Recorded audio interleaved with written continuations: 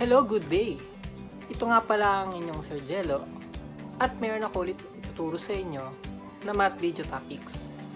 Pero bago yan, huwag niyo munang kalimutang mag-subscribe sa aking YouTube channel na Sir Jello para maging updated kayo sa lahat ng videos na i-upload ko. So define muna natin what is radical equations. So radical equation is an equation whose unknown quantity is in the radical. Okay, so examples, we have the first two, which is radical equations. We have 3 square root of x plus 5 equals 2. Since yung unknown quantity natin ay nasa radical, then this is a radical equation. Same with number 2, you have the square root of 2x minus 3 equals x plus 2. Ginagawa mo! Now, the next two is not a radical. Oh, no. First example, you have x square root of 3 plus 5 equals 20. You will notice that 3 is in the radical and it is not an unknown quantity. So therefore, it is not a radical. Same with number 2, you have x plus cube root of 3 equals to cube root of 3. And let's have now the steps in solving radical equations. So number 1, write the equation.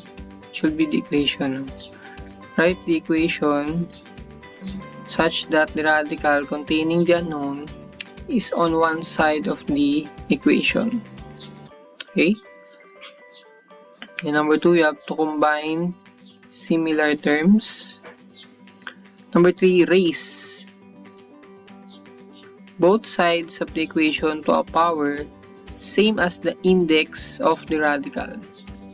The equation should be free of radical to complete the solution. So later on, we're going to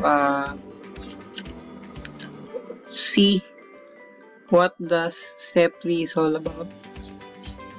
And then number 4, we're going to check whether if the value or values obtained will make the original equation true. Example tayo.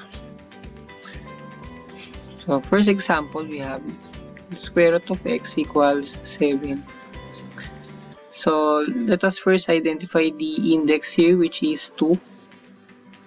So we have square root of x equals 7. So we're going to raise both sides of the equation by square, since the index is 2. So we can cancel the radical sign and square, leaving us with x equals 7 squared, which is 49. So that is the final answer. Now to check, you substitute 49 to the original equation. So that is square root of 49 equals 7. So 7 is equal to 7. Okay? Perfect. So those are the these are the steps, no? So erase muna natin siya kung ano yung index, and then solve for x and then check. Okay? Next, number 2, we have the cube root of x minus 6 equals 3. Now the index is 3. So that is the cube root of x minus 6 equals 3. So we're going to raise both sides of the equation by cube, so that we can cancel the index and cube, leaving us with x minus 6 equals 3 cubed, which is 27. Applying now the addition property of equality, or just simply transpose negative 6 to the right side of the equation, that becomes x equals 27 plus 6. So x now is equal to 33. Now to check, we have the cube root of 33 minus 6 equals 3. We have the cube root of 27 equals 3. So the cube root of 27 is 3 equals 3.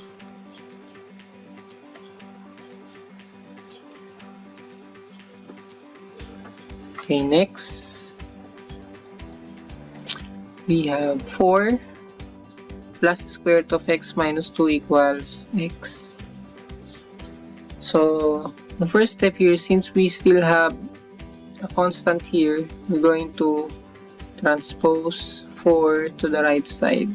So this becomes square root of x minus 2 equals x minus 4. Then we're going to raise both sides by square. Cancelling this one and square, that becomes x minus 2 equals, so this is a square of binomial, so this is x squared minus, just multiply 4 and negative 4 and x by 2, so minus 8x, and then square this one, negative 4 squared is plus 16. And then yung x minus 2, lipat lang natin sa right side. So this becomes 0 equals x squared minus 8x, lipat natin to, minus x plus 16, lipat natin to, magiging positive, so plus 2. Rewriting this one, that becomes x squared negative 8x minus x, that's negative 9x, then 16 plus 2 plus 18 equals 0. So this is now a quadratic equation. It can be factored out. So hanap tayo ng factors niyan. So factors ng x squared, you have x and x. Factors ng 18 na ang sum ay 9 will be 6 and 3. The middle term is negative, the last term is positive, so both will be negative. And then apply na lang natin yung 0 property. So x minus 6 equals 0, x minus 3 equals 0. So x now will be 6, x will be 3. So there are actually two answers.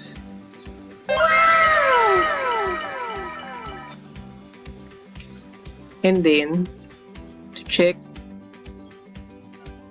pili tayo ng isa dyan. Let's say 6. So that becomes 4 plus square root of 6 minus 2 equals 6. That's 4 plus square root of 4 equals 6. 4 plus square root of 4 is 2 equals 6. So 6 is equal to 6. So therefore the solution x equals 6 is correct. Same will be at 3. So for the next video, we're going to discuss word. Okay, let's have now word problem number 1. A man walks 8 meters to the east, then turns south and walks 6 meters. How far is he from the starting point? So let us first analyze the problem. So the first statement is a man walks 8 meters to the east. Okay, so let's say if you have point A here, going to this direction, say from A to C will be 8 meters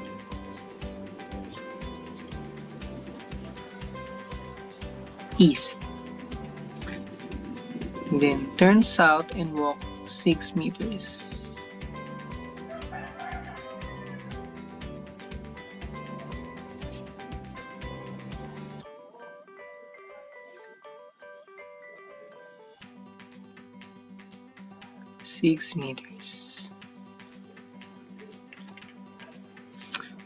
So the question is, how far is he from the starting point? So it refers to, let's have this as B. So it refers to this direction. Okay. Say this is small letter C, this is small letter B, and this is small letter A. So actually we're going to apply here the Pythagorean theorem, since it refers to a right triangle here. Okay, so the Pythagorean theorem states that it will be C squared is equal to A squared plus B squared. That means this side, yung hinahanap natin, yung capital C, which is actually the hypotenuse.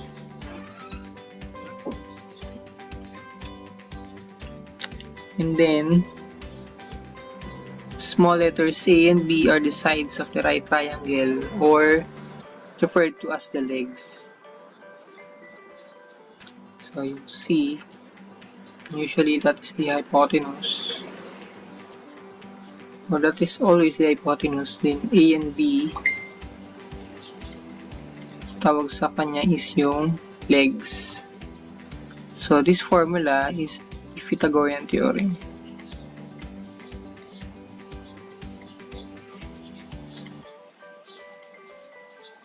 And then we can let this be C is equal to the square root of A squared plus B squared.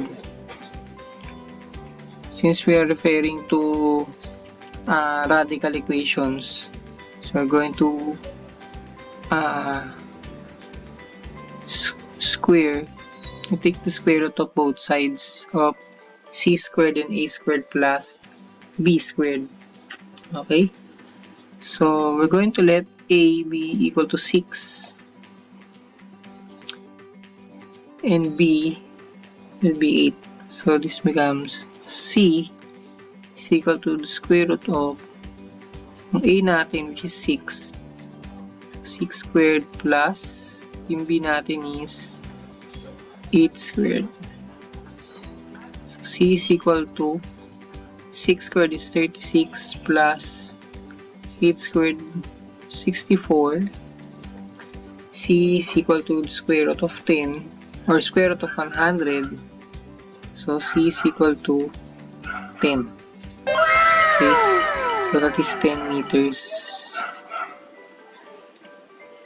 So the distance of the man from the starting point A going to B is 10 meters. Okay, so that's the answer.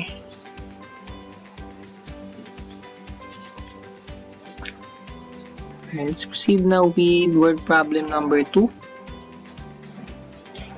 So the area of the square lot is 162 square meters. How long is the side of the square? So we all know that the area of the square is A is equal to S squared. Then you are given the area already, or the square lot. That is 162 is equal to s squared. Then you just extract the square roots. So s is equal to square root of 162. Since this is not a perfect square, we're looking for factors of 162, where one of the factors is a perfect square number.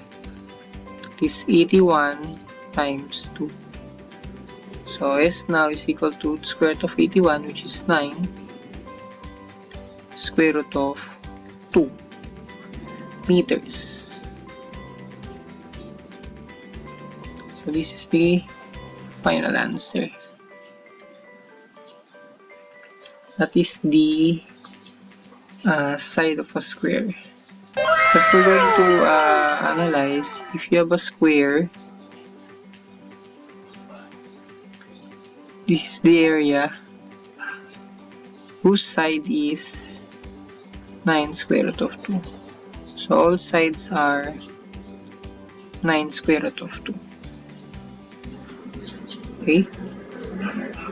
And last problem, we have word problem number 3. The diagonal of a rectangle is 5 square root of x. If the width of the rectangle is x and the length is twice the width, what is the dimension of the rectangle? Now for this problem, let us first visualize what this problem looks like. So first we have a rectangle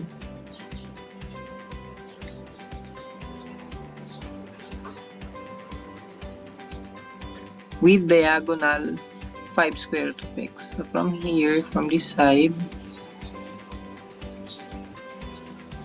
going to the opposite, that is 5 square root of x. Now it states here that if the width of the rectangle is x and the length is twice the width.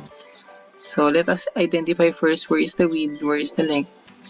The width here, so this is our width, is x and the length is twice the width, so that is 2x. So the question is, what is the dimension of the triangle or the rectangle? So you will notice here that half of this rectangle is actually a right triangle. So we can still apply here the Pythagorean theorem, that is c squared is equal to a squared plus b squared. So our hypotenuse here will be the diagonal of the rectangle, which is 5 square root of x, and then x and 2x will be one of its legs or the sides. So you just substitute the values. So c squared will be 5 square root of x squared equals, we can have the length as a, so that is 2x squared plus